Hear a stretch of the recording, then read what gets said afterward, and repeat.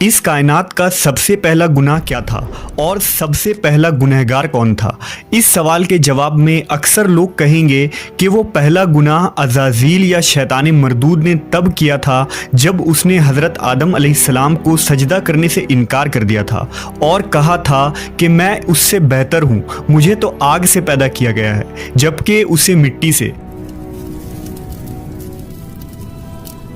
یعنی کائنات کا پہلا گناہ غرور و تکبر تھا جس نے عزازیل کو ابلیس بنا دیا تھا۔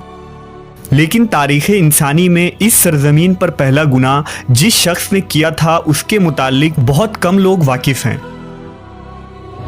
دراصل حضرت آدم علیہ السلام کے اس دنیا میں تشریف لانے کے بعد آپ علیہ السلام کے ایک بیٹے نے آپ کے دوسرے بیٹے کا قتل کر کے تاریخ انسانی کا سب سے پہلا گناہ کیا تھا۔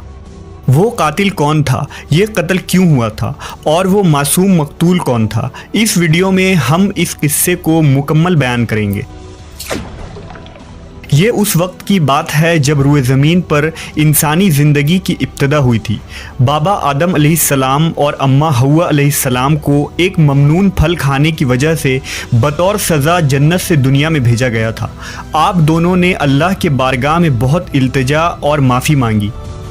بخشش طلب کرنے کے بعد اس فانی دنیا میں آپ دونوں سزا کاٹ رہے تھے۔ چند عرصوں بعد اماں حوا علیہ السلام کے بطن سے اولاد کی پیدائش ہوئی۔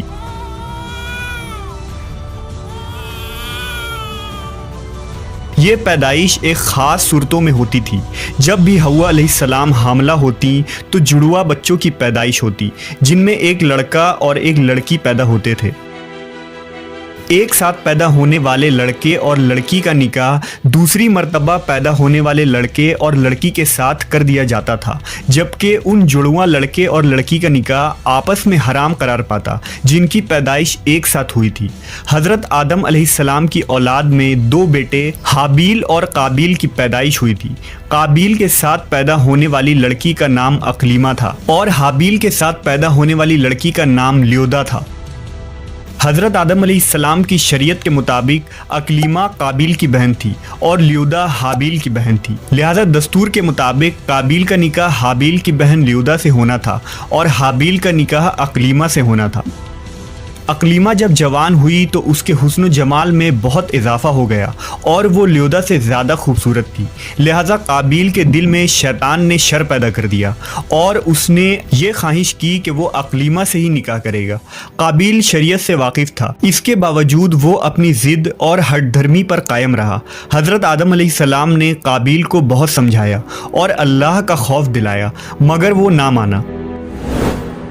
آخر کار حضرت آدم علیہ السلام نے دونوں کے درمیان فیصلہ کا یہ راستہ نکالا کہ آپ نے حابیل اور قابیل دونوں کو اللہ رب العزت کی بارگاہ میں قربانی پیش کرنے کا حکم دیا اور فرمایا کہ تم دونوں میں سے جو بھی اقلیمہ کا حقیقی حقدار ہوگا اللہ تعالیٰ اس کی قربانی کو قبول فرما لے گا اور اس طرح فیصلہ ہو جائے گا۔ اس زمانے میں قربانی قبول ہونے کی یہ نشانی ہوتی تھی کہ قربانی کرنے والا اپنی قربانی کو پہاڑ کی اونچی چوٹی پر رکھ دیتا اور آسمان سے ایک آگ اتر کر اس کو جلا دیتی، اور جو قربانی قبول نہیں ہوتی اسے آگ نہیں کھایا کرتی تھی۔ اگلی صبح حابیل اپنی بہترین مویشیوں کو ساتھ لایا اور ان میں سب سے اعلیٰ قسم کی بھیڑ کو قربانی کے لیے پیش کیا۔ قابیل چونکہ کھیتی باڑی کیا کرتا تھا لہٰذا اس نے کچھ اناج اٹھا لایا جو کہ سب سے گھٹیا قسم کی تھیں۔ قابیل نے سوچا کہ اگر اس کی قربانی قبول ہو گئی تو ویسے بھی اس اناج کو جل جانا ہے، تو اچھی فصل کو برباد کرنے کا کیا فائدہ، لہٰذا وہ ردی اور ناقص قسم کے اناج لے کر آیا۔ جبکہ حابیل ایک نیک سیرت اور اللہ سے ڈرنے والا شخص تھا، چنانچہ اس نے نیک نیتی کے ساتھ خالص اللہ کی رضا کے لیے اپنی بہترین مویشی کو پیش کر دیا۔ دونوں بھائیوں نے اپنی اپنی قربانی ایک پہاڑ کے اوپر لے جا کر رکھ دی۔ اچانک آسمان سے ایک آگ نازل ہوئی اور اس آگ نے حابیل کی قربانی کی ہوئی بھیڑ کو جلا ڈالا اور قابیل کا اناج ویسے ہی پڑا رہ گیا۔ یوں فیصلہ ہو گیا کہ خدا حابیل کی قربانی سے راضی اور قابیل سے ناخوش ہے۔ یہ دیکھ کر قابیل غصے میں آ گیا اور انتقام کی آگ میں جلنے لگا۔ اس نے سب کے سامنے یہ اعلان کر دیا کہ وہ حابیل کو جان سے مار دے گا۔ اس کے جواب میں حابیل نے اس سے کہا کہ اگر تمہاری قربانی قبول نہیں ہوئی تو اس میں میرا کیا قصور ہے، بلکہ تمہیں تو یہ کرنا چاہیے تھا کہ پرہیزگاری کی راہ اختیار کرتے، اس صورت میں شاید تمہاری قربانی قبول ہو جاتی، اور اگر تم مجھے مارنے پر ہی تلے ہو تو میرا قطعاً ایسا کوئی ارادہ نہیں، میں بہرحال اس معاملے میں تم پر ہاتھ نہیں اٹھاؤں گا کیونکہ میں اسے بہت بڑا ظلم سمجھتا ہوں۔ قابیل حسد کی آگ میں جل رہا تھا، اس پر اس نصیحت کا کوئی اثر نہ ہوا۔ اس وقت تو قابیل وہاں سے چلا گیا، لیکن وہ حابیل کو مارنے کی تدبیر کرنے لگا۔ شیطان لعین جو ابتدا سے انسان کا دشمن ہے، اس نے قابیل کو قتل کرنے کی راہ دکھائی۔ اس نے ایک پرندہ کو پکڑا اور اس کا سر ایک پتھر پر رکھ کر دوسرے پتھر سے کچل دیا۔ قابیل کو معلوم ہو گیا کہ قتل کس طرح کرنا چاہیے۔ حابیل چونکہ بکریاں چراتا تھا، ایک دن وہ درخت کے سائے تلے آرام کر رہا تھا تو قابیل نے اس وقت بڑی بے رحمی سے اس کا قتل کر ڈالا۔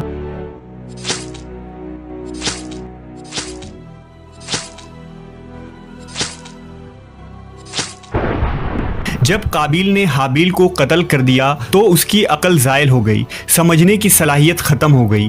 اب بڑا پریشان ہوا کہ اس کی لاش کا کیا کرے۔ اس طرح چھوڑنے میں یہ خطرہ تھا کہ درندے اس کی لاش کو کھا جائیں گے، تو وہ اپنے بھائی کی لاش کو بوری میں ڈال کر پھرتا رہا، یہاں تک کہ لاش بدبودار ہو گئی۔ لاش کو چھپانے کا کوئی طریقہ بھی اسے نہیں آ رہا تھا۔ بڑا پریشان ہوا کہ کروں تو کیا کروں۔ تب اللہ تعالیٰ نے 2 کوے بھیجے۔ قابیل ان کووں کو دیکھ رہا تھا۔ ان کووں میں سے ایک کوے نے دوسرے کوے کو مار ڈالا اور پھر زمین کھود کر اس میں اس کو ڈال دیا۔ اس سے قابیل کو معلوم چل گیا کہ اسے بھی یہی کرنا چاہیے، اور ندامت محسوس کرتے ہوئے کہنے لگا، افسوس کہ میں اس کوے جیسا بھی نہ ہو سکا۔ اس طرح اس نے اپنے بھائی کو زمین میں دفن کر دیا۔ جب قابیل نے حابیل کو قتل کیا تو اس سے پہلے اس کا رنگ سفید تھا، لیکن قتل کے بعد اس پر پھٹکار پڑی اور اس کا سارا جسم کالا ہو گیا۔ اس وقت حضرت آدم علیہ السلام حج کے لیے مکہ گئے ہوئے تھے۔ جب حضرت آدم علیہ السلام مکہ سے واپس آئے اور حابیل کو نہ پایا تو اس کو بہت تلاش کیا مگر وہ نہ ملا۔ لوگوں سے پوچھنے لگے، لوگوں نے جواب دیا کہ حابیل کچھ دنوں سے غائب ہے۔ حضرت آدم علیہ السلام نے حابیل کے صدمے میں کھانا پینا اور سونا سب ترک کر دیا اور شب و روز حابیل کے غم میں رہنے لگے۔ روایتوں میں آتا ہے کہ جب حابیل قتل ہو گیا تو 7 دن تک زمین میں زلزلہ رہا۔ قابیل جو بہت خوبصورت تھا، بھائی کا خون بہاتے ہی اس کا چہرہ بالکل سیاہ اور بدصورت ہو گیا۔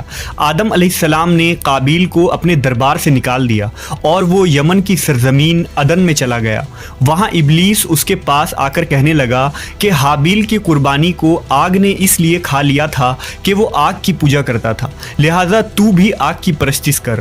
چنانچہ قابیل پہلا شخص تھا جس نے آگ کی پرستش کی، اور زمین پر یہ پہلا شخص ہے جس نے اللہ کی نافرمانی کی اور زمین پر خون ناحق کیا۔ توریت کے باب پیدائش میں بھی قابیل اور حابیل کا مکمل واقعہ ملتا ہے، جنہیں قائن اور ایبل کے نام سے ذکر کیا گیا ہے۔ توریت مقدس کے باب پیدائش میں اس واقعے کا ذکر اس طرح آیا ہے، چند روز کے بعد یوں ہوا کہ قائن اپنی کھیت کے پھل کا ہدیہ خداوند کے واسطے لایا، اور حابیل بھی اپنی بھیڑ بکریوں کے کچھ پہلوٹے بچوں کا ہدیہ لایا، اور خداوند نے حابیل کو اور اس کے ہدیے کو منظور کیا، پر قائن کو اور اس کے ہدیہ کو منظور نہ کیا۔ اس لیے قائن نہایت ہی غضبناک ہوا اور اس کا منہ بگڑ گیا، اور قائن نے اپنے بھائی حابیل کو کچھ کہا، اور جب وہ دونوں کھیت میں تھے تو یوں ہوا کہ قائن نے اپنے بھائی حابیل پر حملہ کیا اور اسے قتل کر ڈالا۔ خداوند نے کہا، اب تو زمین کی طرف سے لعنتی ہوا۔ تب قائن نے خداوند سے کہا کہ میری سزا برداشت سے باہر ہے، دیکھ آج تو نے مجھے روئے زمین سے نکال دیا ہے اور میں تیرے حضور سے روپوش ہو جاؤں گا اور زمین پر خانہ خراب اور آوارہ رہوں گا، اور ایسا ہوگا کہ جو کوئی مجھے پائے گا قتل کر ڈالے گا۔ سو قائن خداوند کے حضور سے نکل گیا اور عدن کے مشرق کی طرف نود کے علاقے میں جا بسا۔ قابیل کا انجام یہ ہوا کہ اس کے ایک لڑکے نے جو کہ اندھا تھا اس کو پتھر مار کر قتل کر دیا، اور یہ بدبخت آگ کی پوجا کرتے ہوئے کفر و شرک کی حالت میں اپنے ہی لڑکے کے ہاتھ مارا گیا۔ حدیث میں آتا ہے کہ نبی صلی اللہ علیہ وسلم نے فرمایا کہ زمین پر قیامت تک جو بھی خون ناحق ہوگا اس کے عذاب کا ایک حصہ بوجھ اور گناہ قابیل پر بھی ہوتا ہے، کیونکہ اس نے سب سے پہلے قتل کا طریقہ ایجاد کیا تھا۔